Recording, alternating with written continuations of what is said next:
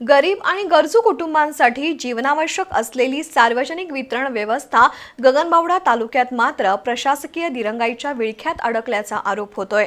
Ration कार्डवर नवीन सदस्याचं नाव समाविष्ट करण्यासाठी नागरिकांनी वर्षभरापूर्वी आवश्यक कागदपत्र जमा करूनही अनेक अर्ज ऑनलाईन झालेले नाहीत।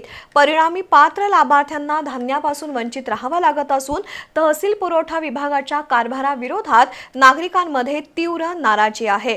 दुसरीकडे एजंटांच्या माध्यमातून पैसे दिल्यास कामं लवकर होत असल्याने प्रशासनाच्या पारदर्शकतेवरही प्रश्नचिन्ह निर्माण झालंय।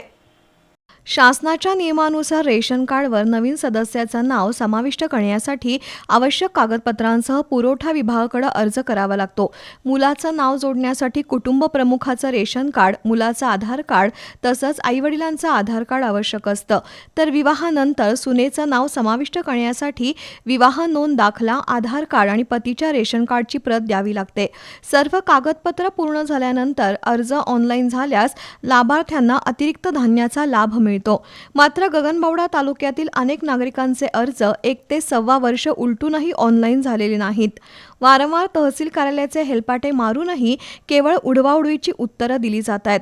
प्रत्यक्षात ऑनलाईन नोंदणीच पूर्ण झाली नसल्यानं लाभार्थ्यांना वाढीव धान्य मिळत नाही। दुसरीकडे गंभीर बाब म्हणजे या विभागात एजंटांचा सुळसुळाट झालाय।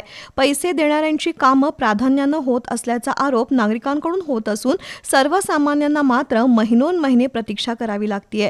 प्रशासकीय हलगर्जीपणामुळे गरीब कुटुंबांना त्यांच्या हक्काच्या धान्यापासून वंचित राहावं लागत असेल तर या नुकसानीला जबाबदार कोण असा सवाल आता गगनबावडा तालुक्यातील रेशन कार्ड धारकांकडून उपस्थित केला जातोय।